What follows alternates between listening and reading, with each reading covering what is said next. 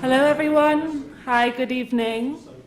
A very warm welcome from all of us here tonight in the Department of Government. It's a privilege and an honour to welcome you at tonight's event, and thank you for dedicating your time on this Wednesday evening for being here with us tonight.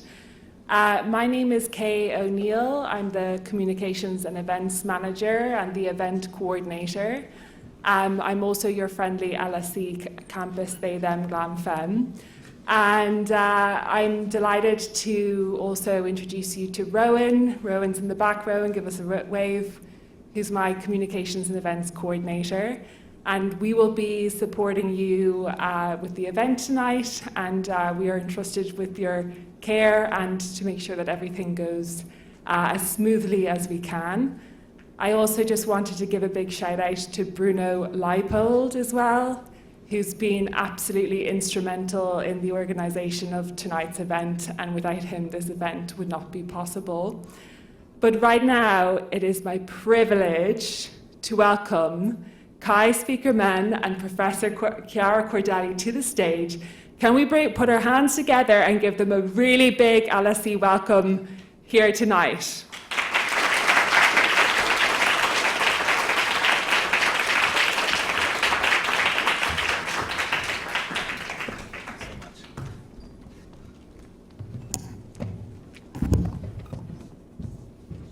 Good evening. Welcome to this year's annual Brian Barry Memorial Lecture hosted by the Department of Government. My name is Kai Speakerman, Professor of Political Philosophy here in the Department of Government, and I will be chairing this event. So I think you've seen this slide already. So this is Brian Barry, quite a good picture of him, I believe. So tonight we honor the political philosopher and our former colleague, Professor Brian Barry. Brian taught in the Department of Government at LSE between 1987 and 1998, and was later an emeritus professor at the school, and was actually hanging out with the PhD students quite a bit at that time. So those who knew Brian will remember him as a warm person, and I think you can see that, witty, irrepressible, but also sharp in his judgments, and sometimes maybe uncompromising. That was his style. He was an eminent political theorist whose contributions shaped the development of political theory in many ways, from social choice theory to theories of justice, from democratic theory to multiculturalism, or in Brian's case, rather the critique of multiculturalism. He moved freely across political science and political theory, from formal modeling to normative argument.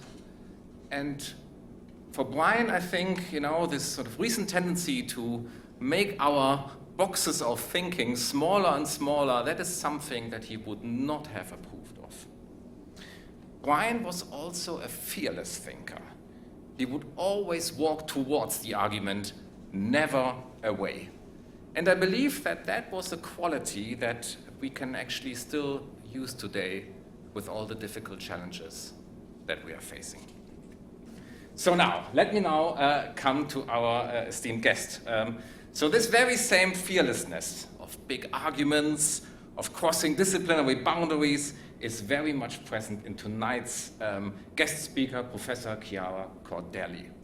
Chiara is Professor of Political Science at University of Chicago and affiliated faculty with philosophy. She's also a Senior Research Fellow at the Center for History and Economics at Sciences Po. Beyond her published articles, she's the author of The Privatized State, which was awarded the 2021 ECPR Political Theory Prize for best first book, this way around, in political theory, and of Privatocrazia in Italian, another book. Chiara held visiting positions at Stanford, Princeton, Harvard, Paris, and her current book project, Ruled by None, A Political Theory of Capitalism, develops an alienation-centered critique of capitalism and a normative case for financial democracy, and will be the topic of discussion today. almost done. So I have to make some sort of small announcements. I think Kay covered most of this. So first of all, for anyone who hasn't put their phones away, if you want to post something, we can use the hashtag LSE rule of none.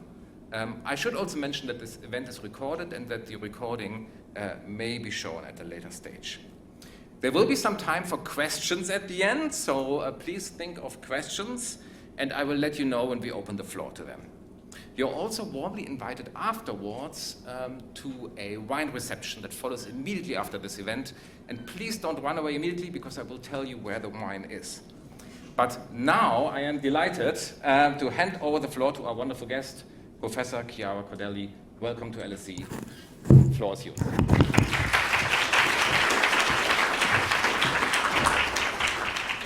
So thank you very much to Kai for this kind introduction, to Bruno for inviting me, and also, of course, to all of you for coming. It's a true honor to be here, in particular, of course, because not only Brian Barry was a towering figure in political philosophy, but personally he had, although I never had the pleasure to meet him, an important influence on my own work. So I'm particularly delighted to give this lecture tonight. I'm presenting this work, this lecture, as part also of my book project that Kai was mentioning on the capitalism as a form of rule of none.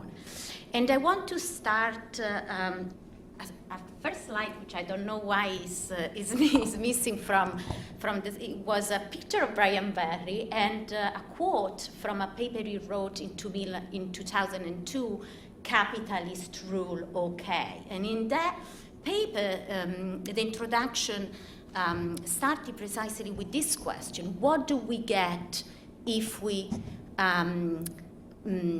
have political philosophers talk to political economists? What would it take to consider the interaction between political philosophy and political economy seriously? What do we get? And so what I hope when it comes to the study of capitalism we can get from this interaction between political philosophy and political economists are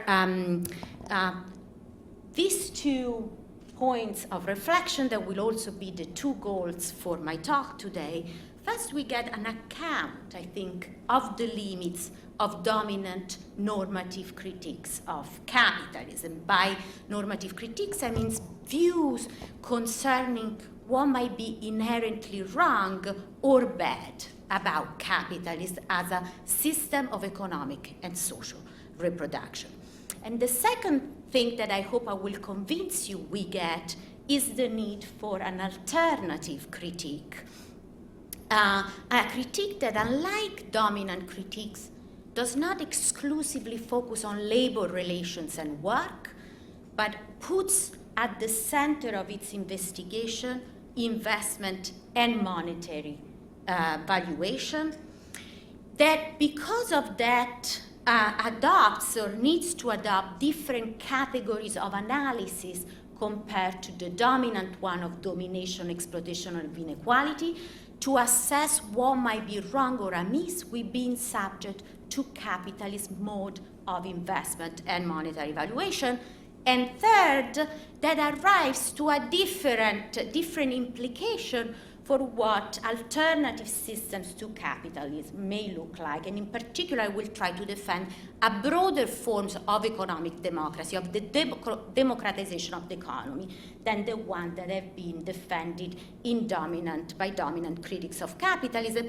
Particularly, I will also focus on the democratization of certain aspects of finance and investment.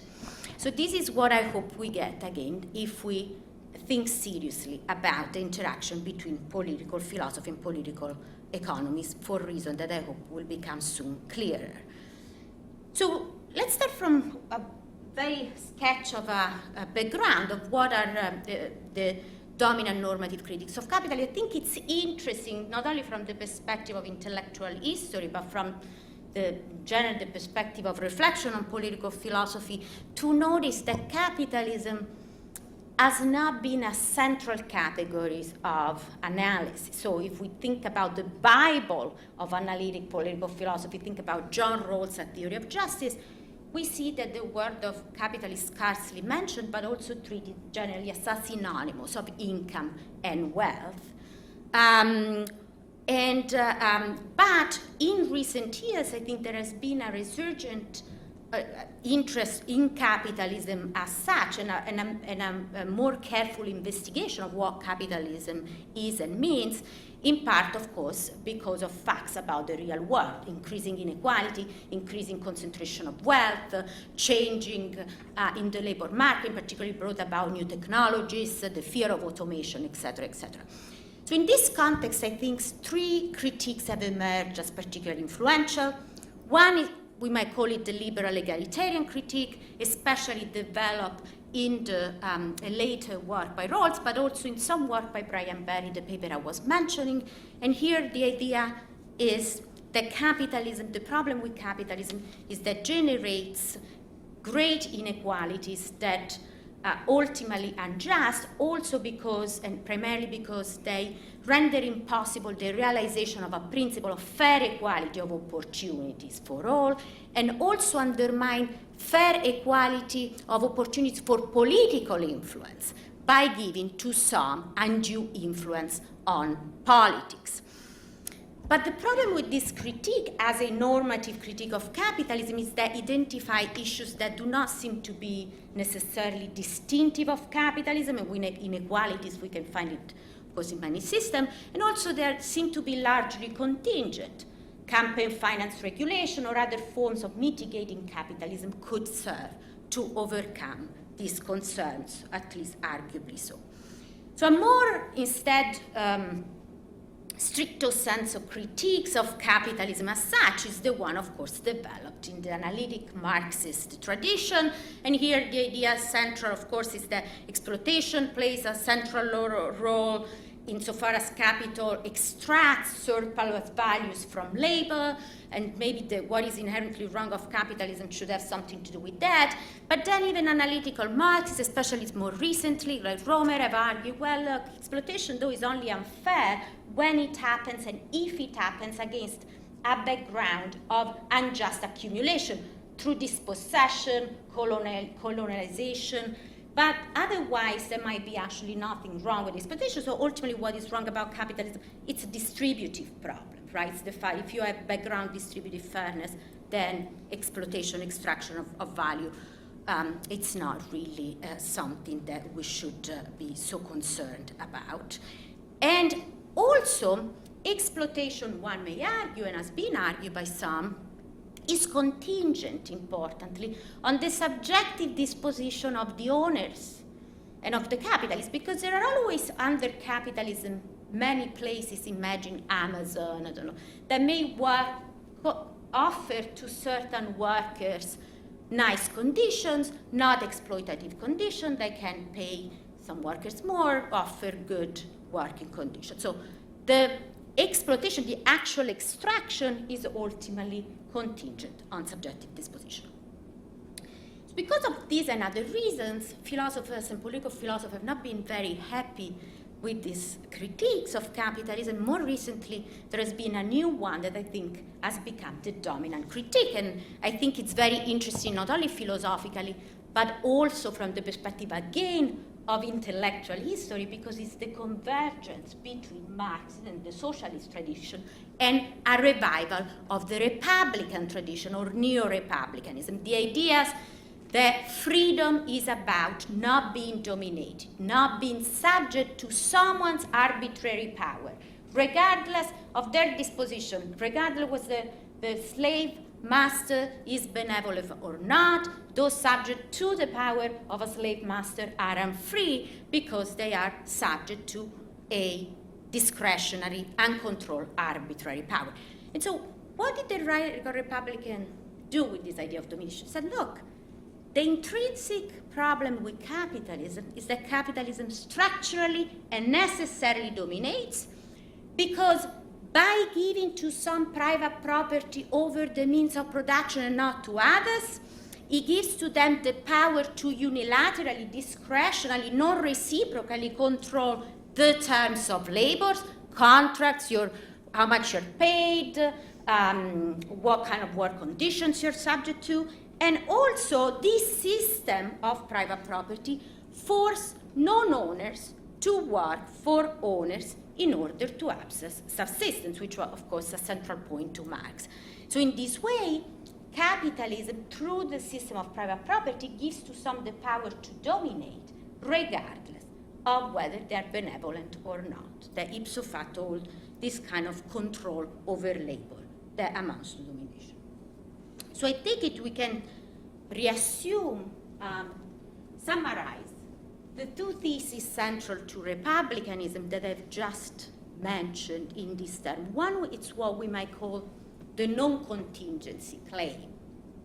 So unlike exploitation, central to the Marxist critique, domination under capitalism is not contingent on the capitalist disposition. The owners of the means of production, precisely like slave masters, always dominate qua-owners, regardless of whether they are benevolent or not, whether they want to extract or not. And second, this form of power over, this form of unilateral control over labor is wrong because it's a form of domination. What is domination is a form of unfreedom that consists in the subjection to an arbitrary or uncontrolled power or will. Importantly, the power in general to interfere. So the slave is dominated because the master at will can decide whether to interfere or not. You can work or you cannot work. You have to work or you don't have to work. You can leave the room or you don't, or you can leave the room. And that's interference is up to the master. If the master is benevolent, the master is not going to exercise that power. But you're still unfree because you're subject to that power. And so the capitalist is like a slave master, and therefore capitalism is necessarily wrong and unjust because it's necessarily dominating. So what I want to do is to show why republicanism cannot defend any of these theses. But I'm not here interested, I mean, I've done it in a paper, it's good to be critical, but I'm not interested in scoring points. So it's showing that radical republicanism is wrong or bad, or I think, the ideas are very interesting and important.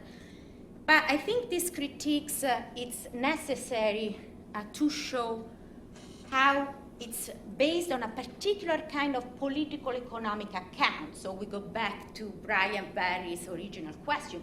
If you change the political economic account, you have to change the normative theory. So in some sense, the critique of radical republicanism is a way to analyze this relationship between political economic presupposition and political philosophical argument, as opposed to just criticize radical republicanism. The first question we should ask in testing the non-contingency thesis is, do owners always dominate? Although they may not always exploit, right? As radical republicans is really an advantage over more traditional exploitation-based critique. The reason I think Republicans can argue yes is because they start from this particular economic account. Here, I quote a radical Republican, Nicholas Brusalis, but he takes his account from Romer. We can, find it implicit in different writing. So here I'm going to talk about sequence. Sequence was a Ricardo was using the term sequence, but sequence here means accumulated products of labor or means of production. So it's a sort of metaphorical term. So because the sequence, that is savings from past labor, is concentrated in a few hands, those who owns the product of labor, so is the value of the net product it helps produce. And since unilateral control over the net product of past labor confers unilateral control over labor through the labor market, the sequence, the savings, becomes something it was not in a non-capitalist economy, namely control over person in the form of control over a thing. So what what is this economic account? This is an economic account that goes from the past to the future. In what sense? The idea is that I control the process of production. I have ownership rights over what that process of production produces, sequence. I have ownership over the means of production, the machine that are used to, collect sequence. Because of that, I own the sequence that are produced. I can use this ownership to reproduce the process of production, to hire labor, to control labor, and therefore to dominate. So, because I own the product of past accumulation, I can control in the future the process of laboring, and therefore I have the power to dominate. So what is the problem with this economic account? Well, I think that one of the problems is that savings from past labor, so the own means of production plus accumulated savings, are insufficient to reproduce the process of production. So the idea is that unilateral control over savings in the forms of ownership rights over the product of past labor are sufficient to confer to the owner the power to unilaterally control labor, and therefore unilateral control, since unilateral control over labor we said amounts to domination, private ownership is sufficient for domination. And the owners, by owning the fruits of past labor, therefore dominates labor. Now, what is the problem with this economic account? Well, one problem is that past savings are insufficient for further production because no further production is possible without first the capitalization of past savings and of the means of production. So to explain this, consider the example of the 1980s, the US Rust Belt. 2 million jobs were lost because many manufacturing companies closed down. But if we look at the historical record, the rate of past savings, the amount of workers ready to be exploited, the inherent qualities of the means of production, none of this had changed. What had changed is that there was the so-called Volcker shock, which increased interest rates. Because interest rates increased very fast, investors stopped investing in manufacturing and instead redirected their investments either towards speculative activities or towards new areas of production, and in fact the boom of the Silicon Valley soon after occurred. So what does this example tell us? Well, it tells us that in order to continue the process of production, in order for the manufacturing companies to be able to hire labor, their assets need to be capitalized. They need to be attributed through investment monetary value now in light of future expectations about possible future returns. Since the investor believed the manufacturing was not going to be the productive vehicle for the future, they stopped investing in manufacturing and invested in something else. So, but which assets get capitalized depends, therefore, on the volume and the direction of investment. And the volume and the direction of investment does not depend on past accumulation, but depends on, in large part, investors' expectations about the future. So to give you another nice example, consider, for example, the case of Uber or car-sharing companies. When they went public, they were valued millions of dollars. They were, because of the valuation, enabled to keep the process of production going. But Uber did not even own the cars. They did not even own the means of production, so understood. And in particular, the fact that they were capitalized did not depend on their past accumulation because they were unprofitable at the time, but depending on the subjective expectations about future returns of investors. they thought that a future without car ownership was possible, and that would make companies like Uber very profitable.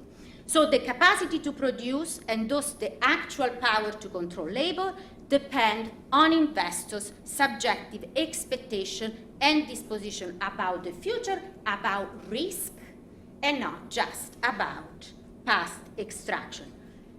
So to go back to Brian Berry's question, why is this story about political economy, economic theory in this case, matters for political philosophy? What are the normative implications? Well, one first normative implication is that we see that ownership is insufficient for domination. So the acquisition of the power to keep producing and those to control labor depends on the capitalization of savings and the capitalization of the means of production, but no capitalist has unilateral control over this process of capitalization. No single capitalism controls the valuation of Uber or in the stock market. Ownership rights to control the means of production are those insufficient to confer to the owners the power to unilaterally control labor. Private ownership is sufficient for domination. Owners, therefore, are not like slave masters. And unlike slave masters, they do not always dominate, because the owners of the means of production power of interference, unlike the slave master's owners, is conditional on an external process of valuation, of valorization, that the owner does not unilaterally control and that cannot be conferred by legal institutions alone, like ownership rights can. So, of course, one could argue true, but some assets will be capitalized. If it's not Uber, it's going to be something else. If it's not AI, it's going to be green technology, and so on. And so there will always be some domination under capitalism.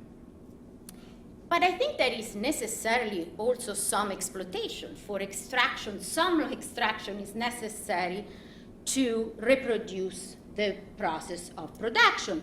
So perhaps in order to argue that domination under capitalism is less contingent than exploitation, one could argue that maybe the total amount or the average of domination is less contingent than the total amount or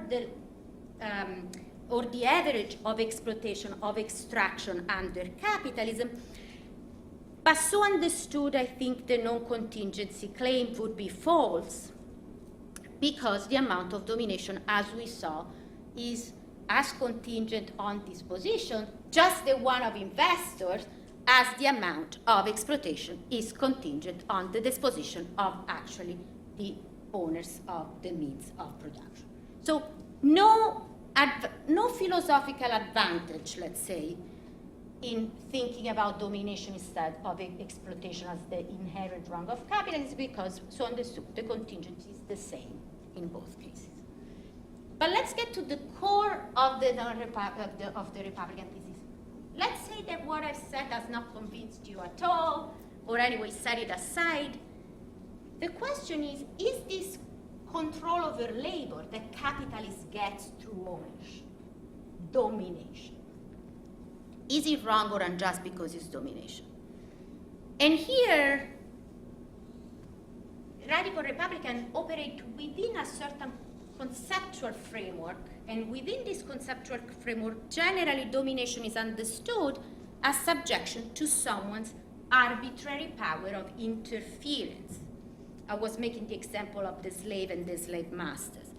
So what is interference? What I mean that I interfere with you? Well, you can't walk now, you have to wait, or the door is closed, you cannot leave the room. So I interfere with you. I have the power to interfere with your freedom if I have the power to remove, replace, or also misrepresent options for choice, right? I'm removing the option for you to leave the door if I close the door and I say you cannot leave. But within capitalists have only the power to add options, not to reduce or remove them, compare at least to what is the original baseline. So before having a job, your job that you're powerful capitalist, you're offering me a terrible job without. But before that offer, I had the possibility, if I was lucky, of accessing welfare benefits, of relying on charity, or of starving. By offering me a terrible job, you are exploiting me. You are taking unfair advantage of my vulnerability, maybe, I think so, but you are not dominating me, because there is no option you are removing. You're not interfering with me. You are adding to my baseline a bad option. Further, as long as I can leave the job, I, as an employee, remain free to return to the original baseline. So bad working conditions, again, do not reduce the baseline. I can go back to starving or relying on charity.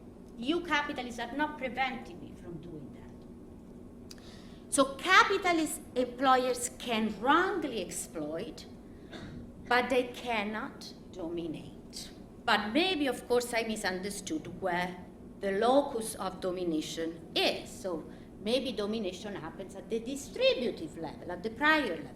And here are some quotes that would support that view. It's the exclusion of a consistent group of people from the control of the means of production that it's a form resting arbitrary interference. So the power of interference is not me as a capitalist now offering you a job to use, not interactional, but the power of interference rests when we design a system of property. I'm excluding you from the ownership of the means of production. So this who's dominating becomes blurred, because then it's all citizens, but I'm going to leave this question aside. The question is why? Why is this interference? Well, the answer is because the exclusion unjustifiably forces some people, the non-owners, to work for those who own property in an exploitative way. So this is where interference rests. But if this is the argument, I think that unjustified interference or exploitation tell you everything you need to know. Those are the problem with capitalism when it comes to labor relations. Domination seems to be completely redundant. The problem is that by taking ownership out of you, I'm forcing you to do things you don't want to do, or you have a right not to be forced to do. So I guess, and this is the sort of end to the negative part of the talk, that this was all a build-up to say that if we put political economy and philosophy in dialogue, I think you get to the need.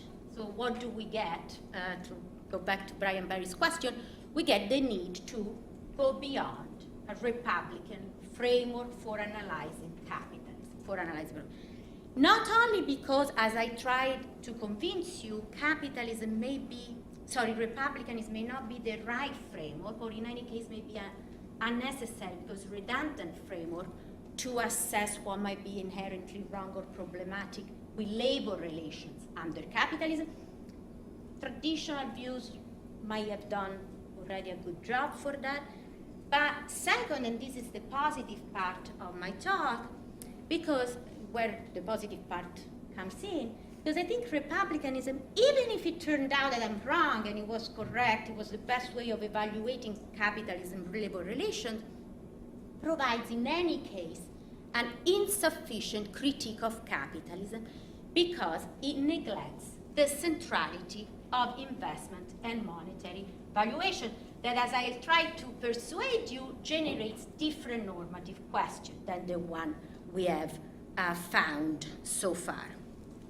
So let me start by saying why do I think, and again here we really need it to help of political economy, economic sociology, and all disciplines that are not philosophical. Why is investment so central?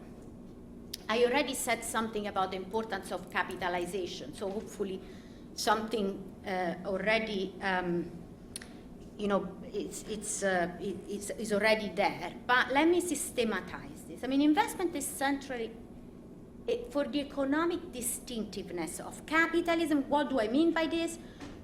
Well, capitalism is a system historically that it's in part defined by a widespread form of institutionalized credit, and the also broadening of the use of money, not just a means of exchange or a unit of accounts, but as a store of value. I can use money to store value, and money becomes a mechanism for valorizing. So investment, thanks to institutionalized credit, makes production possible even when savings are absent. Remember, Uber was unprofitable, didn't own the car, but it could produce because of investment in it. And reversely, because of money as a store of value, investment can obstacle production even in the presence of savings. Remember the Rust Belt example. Savings can remain inert if no one capitalizes them, if no one invests in them. So we can say that investment is absolutely a core engine of the dynamism of capitalism, because it's at the center of what explains the production process. But it's also, more interestingly for philosophers, core to its conceptual distinctiveness, because what makes capital different from wealth? Well, if inert object that I own becomes mechanism for reproducing the production process only when they are capitalized, then investment is what effectively transforms accumulated stuff, including wealth, into productive capital. So it's what again gives dynamism in a system where it's not just the past that provide the support for future production, but remember, and we get to the third point, is an expectation about the future that allows for, gives a certain shape to the economic present, because investors invest in certain things, produce certain things, but not others. This leads me to the third point, the temporal distinctiveness. So production under capitalism is necessarily oriented towards fulfilling investors' claim made on the future, not towards present consumption alone, like under feudalism, and investor expectation about an open and uncertain future, not just past accumulation, determine the economic present. As we said, Uber is not what Uber accumulated, but it's the fact that investors expect a future with low car ownership that makes possible for Uber to continue the system of production. By making possible for Uber to continue the process of production, they don't make it possible for something else, public transportation, to continue the process of production. So they select which futures become actual, but also, and I think incredibly important, Uber then is enslaved by investors to produce so as to create those returns that now investors expect. And so the future, the present, in some sense, is kidnapped by the future, because we need to fulfill those returns. So I hope I convinced you that investment is core to capitalism and distinctive to it as an economic system compared to feudalism and other alternative systems. But if this is true, I think we get to a new normative question. Not what's wrong with me bossing around you or controlling you or having power over you, but what's been wrong with being subject to capitalism mode of investment, to how investment operates under capitalism. And here I want to start providing an answer to the question by trying to convince you that the mode of investment under capitalism is a form of rule.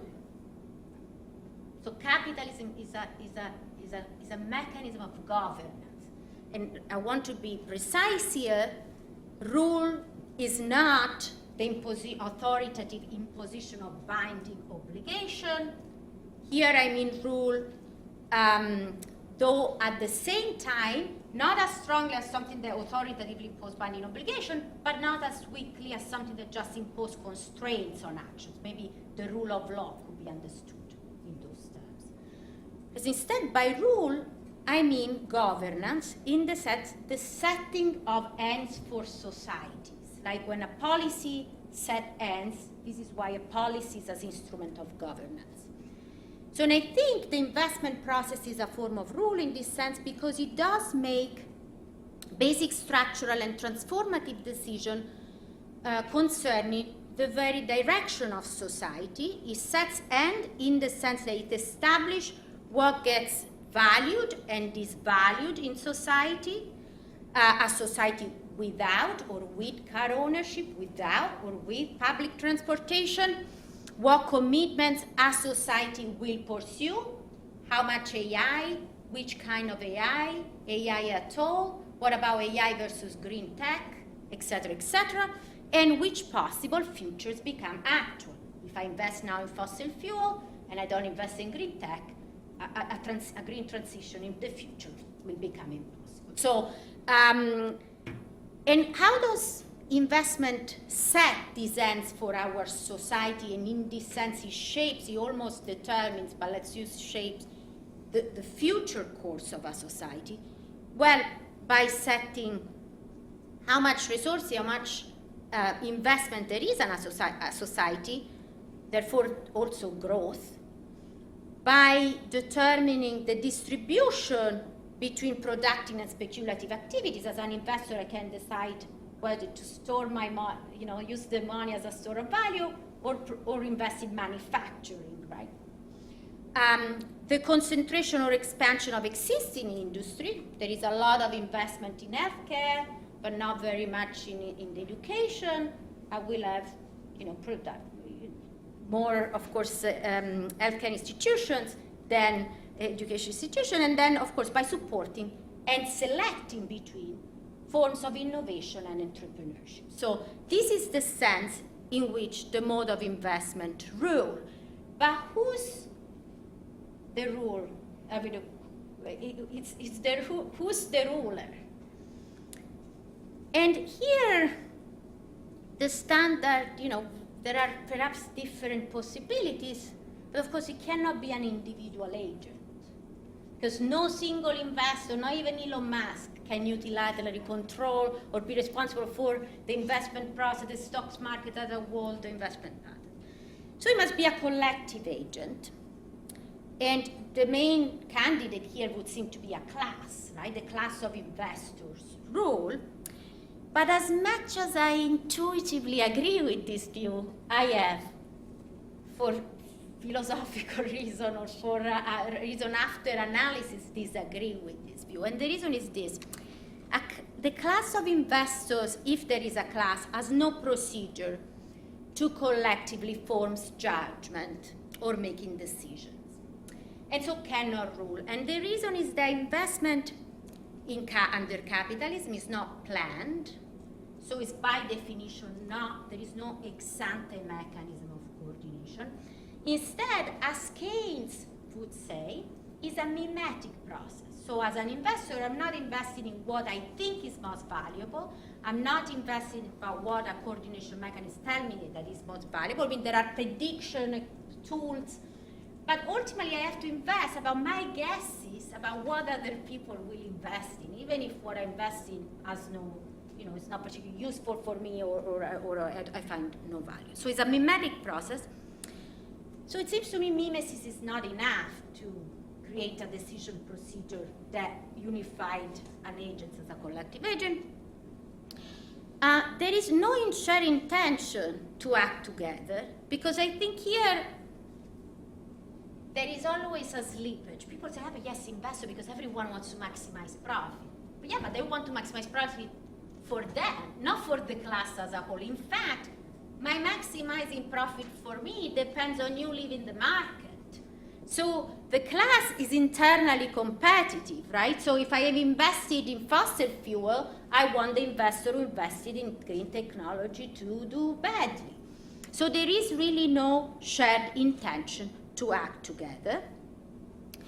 Interestingly, some of the interests of giant investors, vanguard asset managers, may not align with the interests of smaller investors, pensioners, but they may align with members of what we would think is a different class, workers. Because if now there is a lot of investment in fossil fuel, if that investment goes badly, the worker loses the job. And so the worker has to vote for parties who support fossil fuel investment.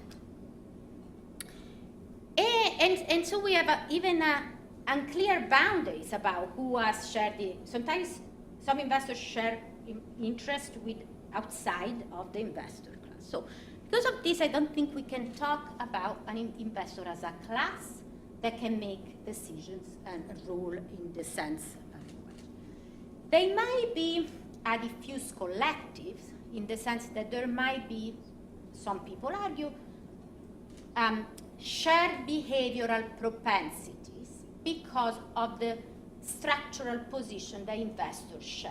So all investors have a behavioral propensity to strike, even if they don't have shared intention.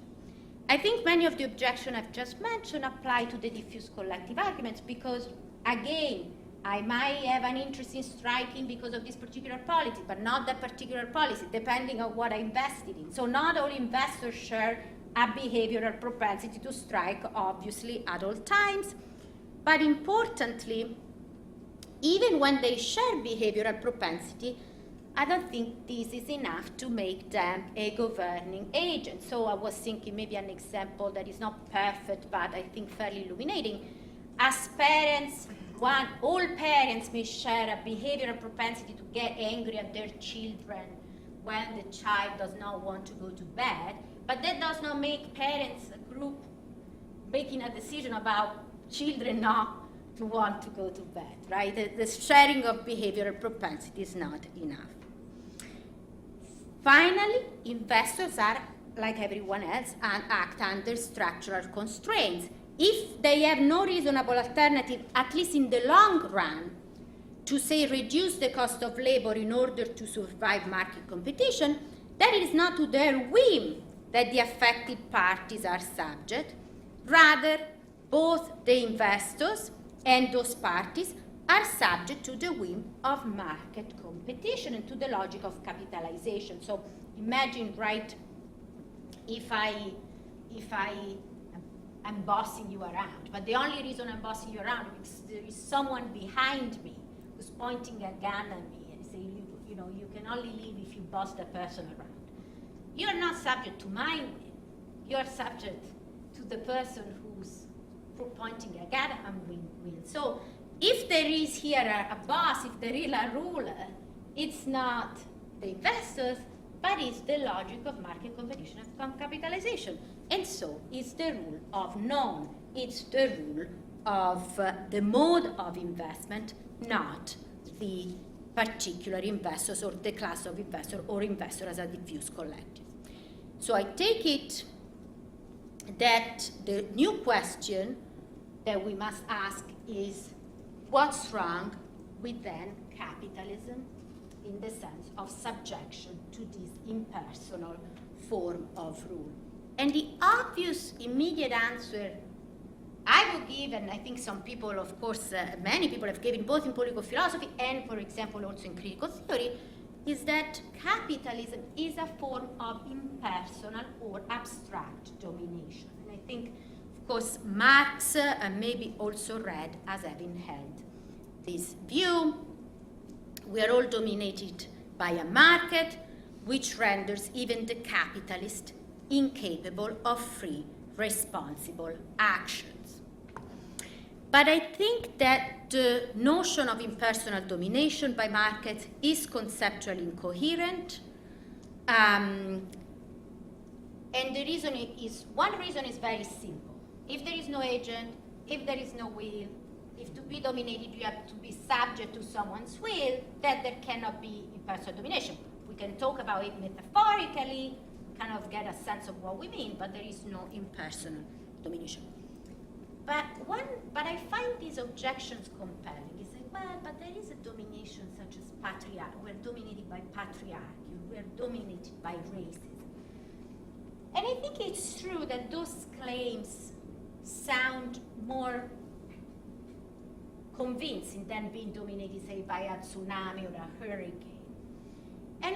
But I think the reason is twofold. Not only that they are social creation, but that they are constitutively inegalitarian social creation. And domination is an inegalitarian position of power.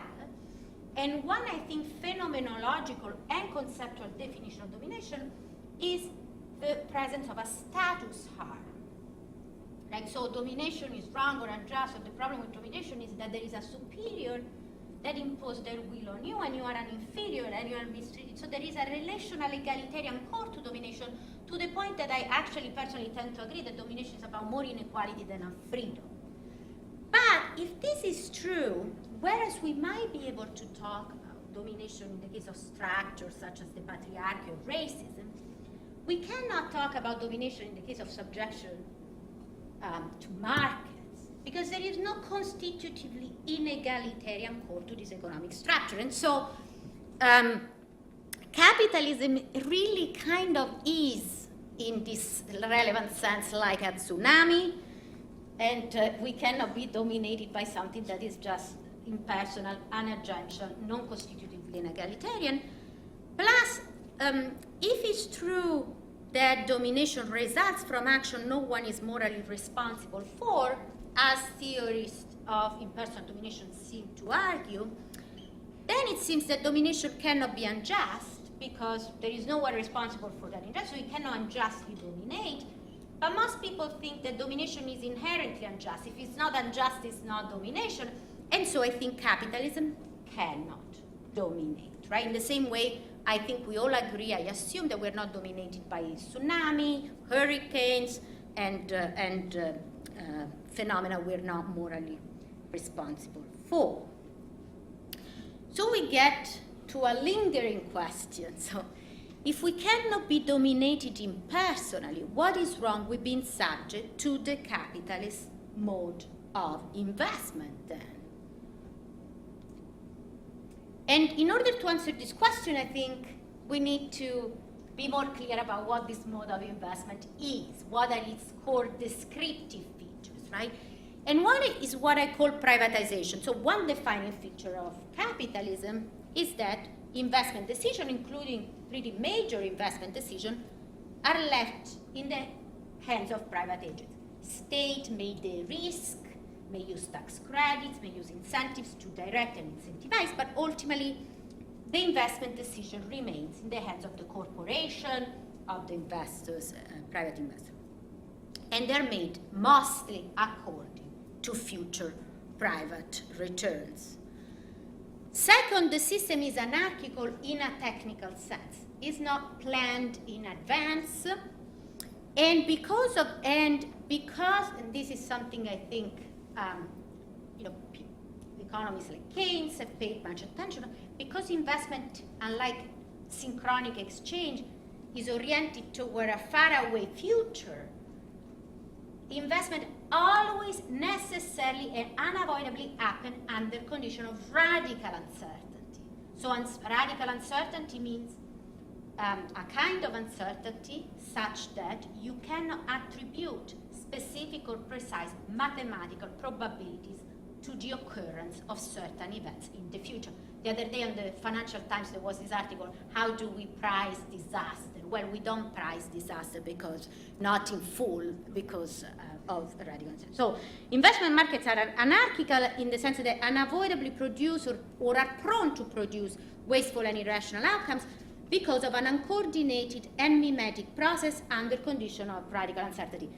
There is no coordination, there is radical uncertainty. We cannot assign probability and can only guess what you will invest in, but necessarily this, for example, lead to a situation in which you have overinvestment in AI, the risk of a bubble, whereas needed resources such as investment in green technology remains severely under. And maybe a war arrives, and of all the things unexpected is a war that generates actually more investment in green energy. So the system is such that it's, in this sense, anarchical. But what are these descriptive features? Again, we go back to the Brian Barry. What do we get by considering this descriptive feature? Well, I think there is a normative relevance of these descriptive features of the mode of investment. Because it's privatized, citizens under the capitalist mode of investment cannot be reasonably expected to understand large parts of their society, and very important one, right, their future course, as the result of something they have even tried to collectively make or shape, rather than as the product of an impersonal and largely uncontrolled market force. And because of anarchy, citizens cannot be reasonably expected to understand their society as the expression of reflectively, deliberatively endorsed priorities, or to relate to its economic and social structure as a job object worthy of their affirmation, of affirming their value, because instead it's a result of an irrational game, which often leads to irrational outcomes. So what is the moral problem with this problem, right? What is the problem? We've been subject to live in a society that I can affirm and I cannot, think it's the product of my collective will. So it's not domination, because we have already excluded that. It's not relational equality, because we have already excluded that possibility. I think it's not even authoritarianism. Here defined as the fact that we are subject to decision we could not reasonably consent to, although in some cases that might be true. And I want to stop on this point. I think the reason why authoritarianism is not a good answer can be understood better if we, for a second, digress and focus on this example at the individual level. So imagine you left transformative decision about your own life to a reason-sensitive, trustworthy, and transparent computer machine. So this decision is something you could hypothetically consent to, because the computer machine that was very nicely colored, it's actually making nice decisions that you could consent to. But I take it that living a life like this would be seriously bad, that you leave decision about whether to have children, what career to pursue, to a nice computer machine. What would be bad about this life, about living under the computer machine? And I think the answer is what I call alienation. Of course, but alienation can be defined in many ways. So this is a particular understanding of alienation. Because of a lack of ongoing involvement in the decision-making process, the agent subject to the computer machine would be unable to understand her life as being authored by her and to affirm it as expressing her own endorsed and revisable priorities. And because she cannot, because of this feature, first she cannot relate to her life as her own, as something that she has made, as opposed to something that is an alien imposition, and because of two, she cannot relate to it as something she can affirm or identify with, rather than as something alien to her. So the person who lives their life under their computer machine, and we are not far from that, by the way, is stand to their life as an alienated, because non-authorial, non-affirmative relationship. And importantly, what the core of alienation, I think, can be captured phenomenologically. The alienated person under the computer machine is powerless and is detached from their life. Her life becomes a lack of interest in her life. It's a phenomenological feature.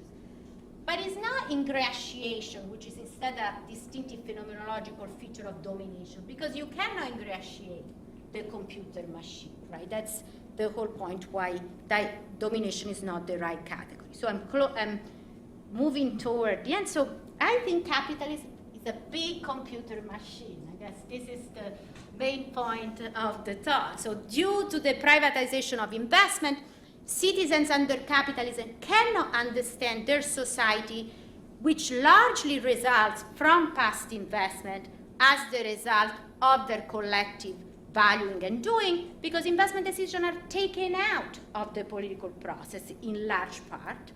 And due to anarchy, they cannot affirm it as expressing their deliberative and reflectively endorsed priority. They cannot affirm it. Therefore, capitalism, precisely like the computer machine, structurally generates an alienated relation non-authorial and non-affirmative between citizens and their social political order. And I think this is important because when people, there was a while ago, I mean now things are, but on the Financial Times again article, markets want Trump zero, because it seems that even Trump always changes politics it was ruled by stock markets to some extent. But when we think about being ruled by Trump as opposed to being ruled by stock markets, I think there is a very different reaction.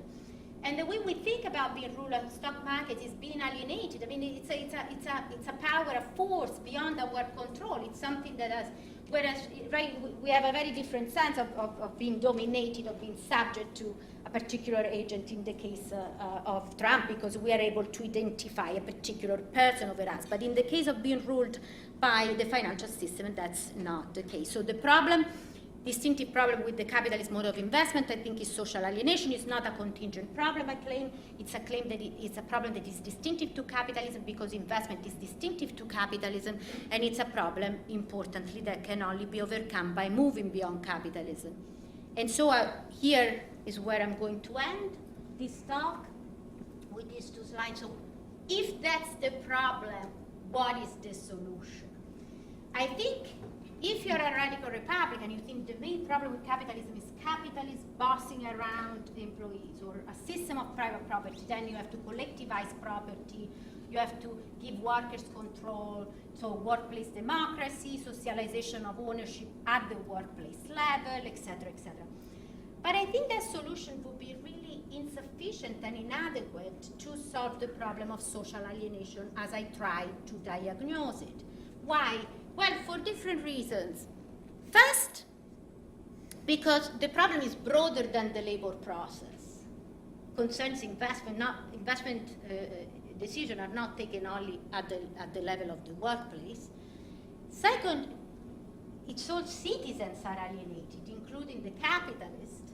So giving only control to workers would not be enough. You need to have universal control over investment as opposed to work-based control over labor terms, right? So it's a much broader kind of economic democracy. It's a kind of economic democracy that requires not only democratization, but also planning. So you need to plan investment to overcome anarchy.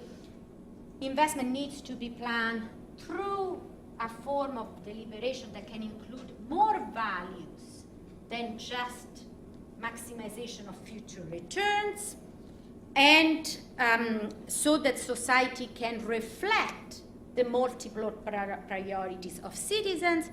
And it's a system that, because it's about alienation, not just control, so alienation, I think, this alienation requires involvement of agency, not just control. So you need to provide a condition of involvement, so the democracy needs to be participatory at multiple levels. And what this means, I think, I'm not going to go into details, but it means a sort of federal system of financial democracy where you have a co-determined, because I think experts, you cannot get rid of experts, and we shouldn't. These are very complex decisions. But central planning agency force the planning of certain macro investment priorities, but you also need a system of public banks in order to allocate credits according to these democratic published priorities. You need a system of self-managed enterprises to ensure that the deliberative involvement aspects reach also the local level. So I leave you with this sort of utopian thought, and thank you very much for your attention.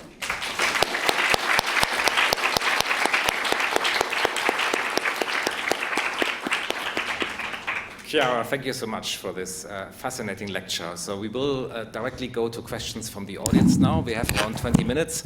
I see many questions, so we'll try to take them in groups of three, I think. So we start maybe with Professor Paul Kelly here at front. That would be you, Paul. The microphone, yes, good point, and you have to wait for the microphone. Thanks very much. That's absolutely fascinating.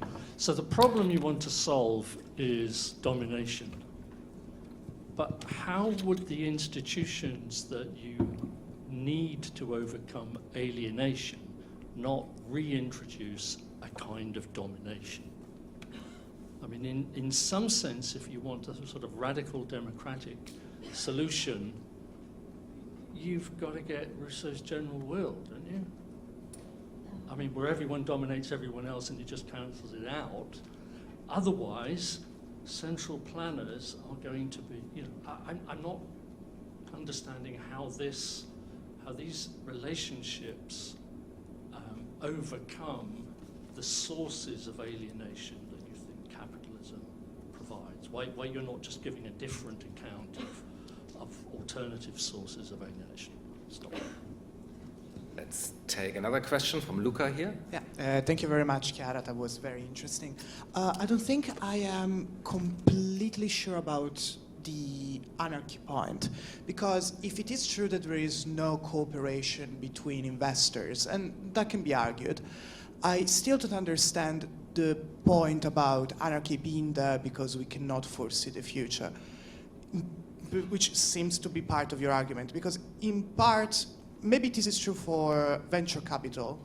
I'm not too sure this is true for investment as a whole. So for instance, if I am buying some kind of option on the price of fuel, the particular pricing mechanism will take into account a number of issues. And of course, you cannot foresee the closure of the Strait of Hormuz, but you can foresee a number of different variations on the state of the world, and that will be incorporated into the particular pricing. So, I'm not too sure how you can integrate, or maybe you don't need to, but how you can integrate this particular way financial engineering works with your description of anarchy, or maybe I misunderstood it. There's an audience member here, sort of at the back. I believe you have a microphone. Yes. Hi. Hi, thank you so much, Chiara. I'm here with my sisters. We were actually just talking on the way here about how capitalism has lost it this long. And I was just wondering, how do we understand responsibility for alienation and exploitation? And does the absence of a clear governing agent make capitalism more stable politically, because domination or not domination has become so impersonable and unavoidable? So thank you. These are important questions. So the first question, so I think there is a question about why this model of democracy is the right solution to the problem of alienation so identified, and also the question of why, well, solving alienation in this way wouldn't reintroduce a problem of domination, and I take it to be political domination, right? So on the first question, very important, the one thing I wasn't able to say in the talk here, I am using Marx, not because I'm not a Marx scholar, or this is not a book about Marx, but it's interesting, even if we think about alienation differently, of how he thinks alienation in the manuscript 1844 about alienation in the workplace, right? Why under capitalism cannot the worker appropriate the product of their labor? Why can they not think that what they produce in some sense is their own and they are alienated from it? And he said, well, one, because of the division of labor, the labor is too divided, it's so segmented that I cannot even understand how my contribution fit into the overall process. The overall process completely escape, this, because there is no. So it seems for that, when alienation is due to this sense of lack of control, what you need is efficacious control as a condition of non-alienation. And of course, when it comes to this subject, efficacious control can only be joint. You cannot expect to have your own personal control on the outcome, future of your future of your society. It's important that joint control be efficacious, and there is such control. But control is not enough, because, again, I can exercise control as part of a completely irrational process, or as part of a process that generates outcomes that I cannot recognize as valuable. And I would be alienated to the outcome even if I participate in the process. So it's important, this further condition, and Marx says this, right? It's the product of labor turn hostile toward the workers, and so it's important that non-alienation also include a condition of being able to to relate to the outcome and to see it as an expression of our collective labor. And finally, alienation, it's also about, to some extent, let's use the word caring, right? I'm alienated when I might have controlled the process, but I don't care at all about any of the outcomes because I'm not relating to them in an appropriate way. And so I think here is where the fact that my agency has to be involved in the process of generating society through democratic participation, it's very important for not being alienated from my society. Control is not sufficient. So what I want to, so the model of democracy or democratic planning that I propose has to have this condition, because absence of this condition is what generates a problem of alienation to begin with. And so it's important that citizens share joint efficacious control through the representative, so you have a democratization also compatible of representative democracy at the macro level, but you also have to have planning to avoid the irrationality of outcomes, and you have to have participation at different stages of the implementation process in the planning process. So, and this, to me, does not, if anything, is less dominating. Not only solve the problem of alienation because in some sense provide the condition necessary not to be alienating, but is less dominating than a system that is less participatory, because you have the creation of a general will, not only at the representative level, so at the higher level, but also through mini-publics at the more local level. If you buy a story that in some cases sortition can give you better representations. And so in some sense, I think it does more than simply taking care of alienation. It's also not a non-dominating system. On the second question of anarchy, so I agree, radical uncertainty does not affect all investment decisions equally, of course, but here there is a belief that all the mathematical sophisticated models and mechanisms of decision making that have been developed are never, first, you cannot price everything, and then you cannot eliminate in many very important cases like AI, green tech, all the decisions that seem to shape society as is you cannot eliminate the question of radical uncertainty. Even if you can eliminate it or manage it in very specific case, still the aggregate pattern, so the investment process as a whole, is going to deliver cases of overinvestment and underinvestment and stagnation because in part you cannot eliminate the uncertainty of the future. Finally, on the responsibilities is an extremely important question, because I don't want people to think the rule of known means that no one has done anything wrong, or that is a kind of excusing wishy-washy. I think this model is perfectly compatible with the assumption that there are enormous, gigantic inequality of power among investment. We know the 5 big tech that control most of the investment.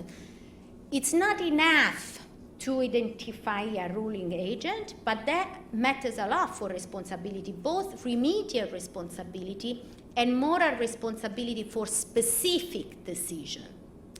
But to some extent, it is sufficient to answer the broader question, right? What's the problem? We've been subject to this mode of investment. And so I do believe that there are very good reasons for why people who have extra power should take extra action to remedy the problem. There might also be some reason against that, however, because I think there is something very important in the argument that sometimes there is an extra good for the system to be changed by the most powerless, so that there is a question of agency that is gained through the process. And so there are good reasons for thinking, right, that Elon Musk has extra responsibilities, both in terms of blameworthiness for certain action and in terms of remedial responsibilities of what he should do to change the system. But there are also reasons for thinking that maybe Elon Musk is not the best positioned person to actually guide the process of social transformation.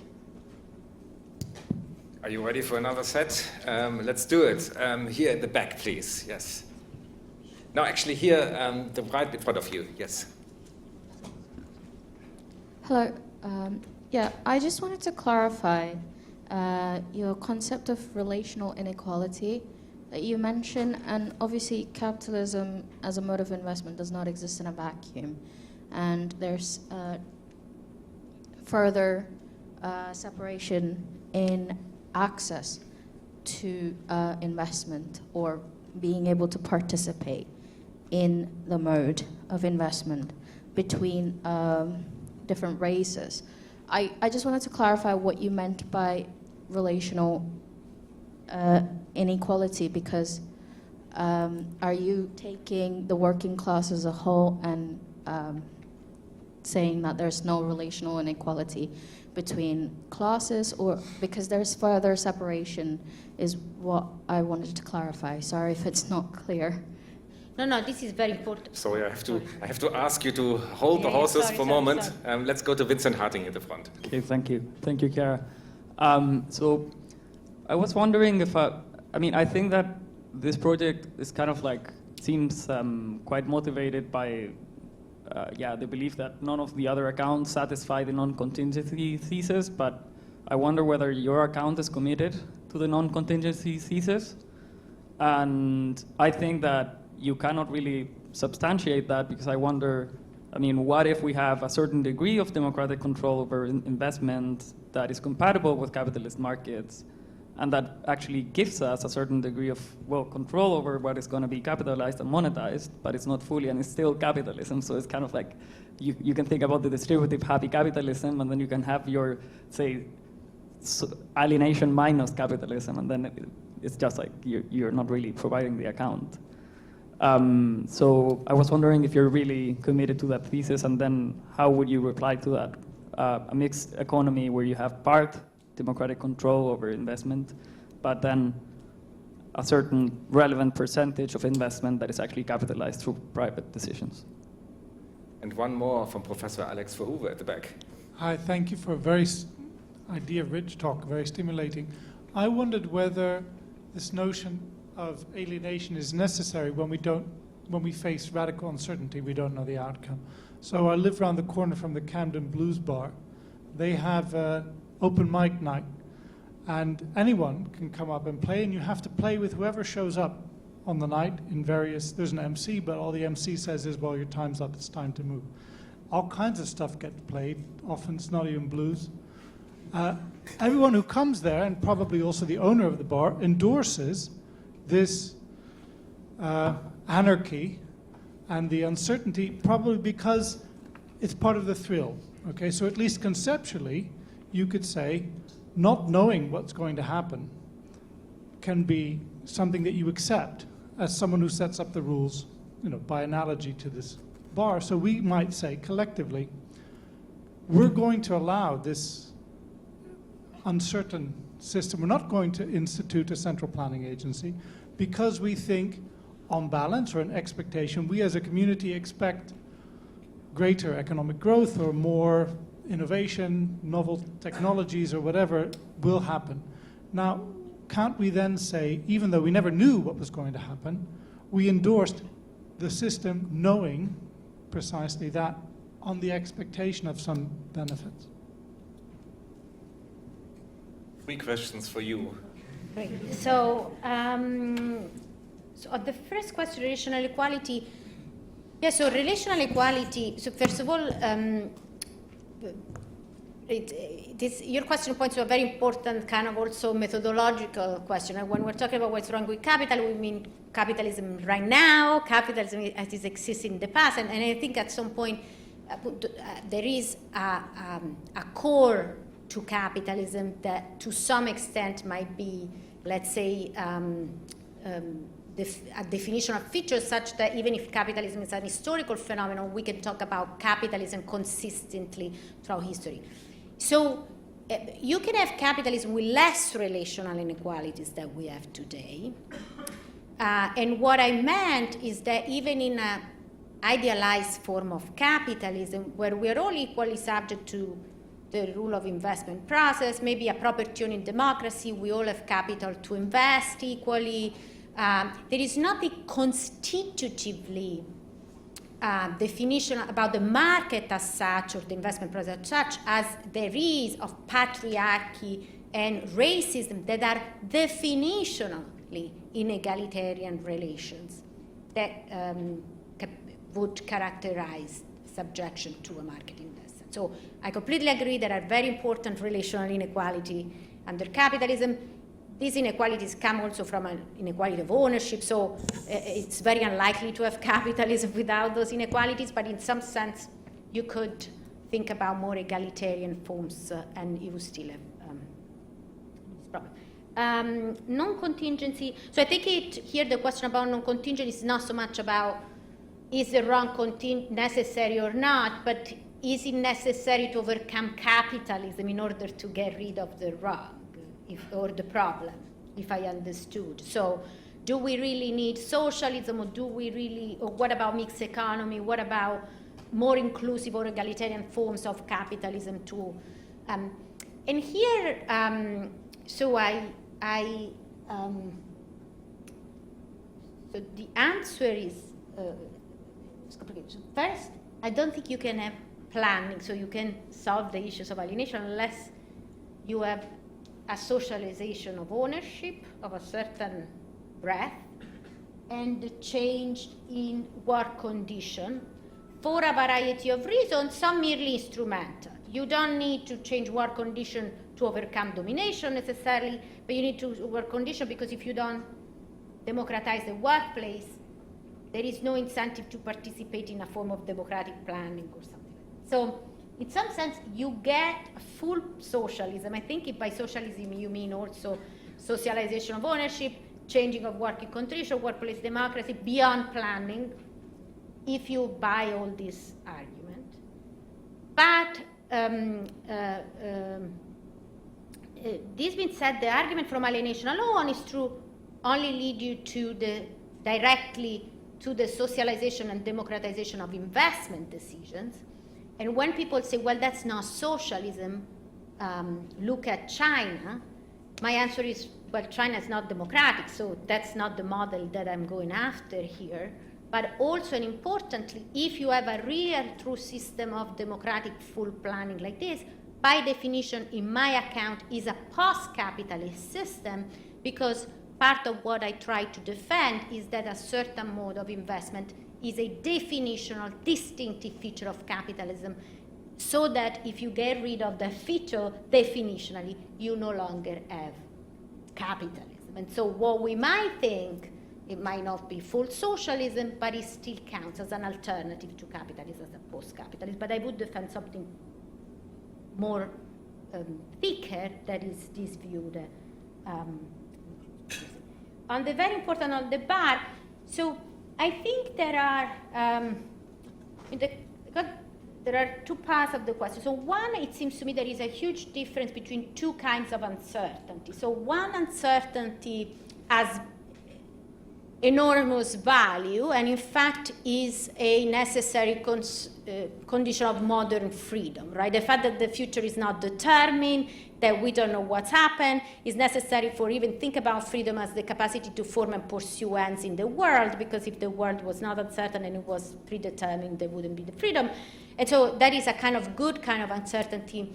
And there could be other goods about uncertainty, like in the case of the bad, that is linked to a thrill, of a sense of performance, of the value of performance. My view here is the problem is not uncertainty, is anarchy. In the sense, uncertainty is an element of anarchy. And what the uncertainty does here is be joined with the absence of planning and ex-ante coordination leads necessarily to waste, or it's prone to generate irrational outcomes concerning both distributions, concerning an ordering of priority in societies. And so, one first answer is that the good that would make uncertainty reasonable and a value in the case of the bad does not subsist in the case of capitalism. But I thought there was a second part of the question, which is what if we authorize it? I mean, what if for whatever reason we authorize it? And there, my view is that first, because non-alienation is a ground of democratic self-determination, we cannot explain the value of democratic joint authorship without an appeal to the value of non-alienation. Democracy cannot, in the sense that they are not authorized to authorize alienating system. And the reason why it would be alienating is, I think, even if we might like it because it's innovation, is the same way why the computer machine in the long run would be alienating. I mean, I might think, it's great, this computer machine is going to choose a better career for me, and I might have reasons to, but in the long run, if I live under the rule of a computer machine, I am losing the capacity to relate to my life in an authorial and ultimately affirmative way, if you buy the argument. So my response would be the same, right? We could have some reason thinking, okay, but this produces innovation, but then beyond the empirical doubts about certain of the parts of this argument, there is also this question: in the long run, we're gonna necessarily build the condition for an alienated relations between state and the social world, and because of the value of alienation, of non-alienation as a ground to democracy, a democracy cannot authorize alienating economic system. So that would be the structure of the thought. I'm very sorry to say that we reached the 8 o'clock mark, and even though I know that there were many hands up, we have to draw this meeting to a close. So now this will be the moment to thank Chiara for an absolutely fascinating talk. Thank you. Thank you very much. Thank you. I believe this will set the agenda for many years to come. Don't quite run away, because I still have to tell you a few more things, including where the wine is. So, first of all, I would like to thank a few people. So, Kay made this event possible. Then, of course, Rowan in the back as well, and Bruno, who really organized all of this. So, thank you very much.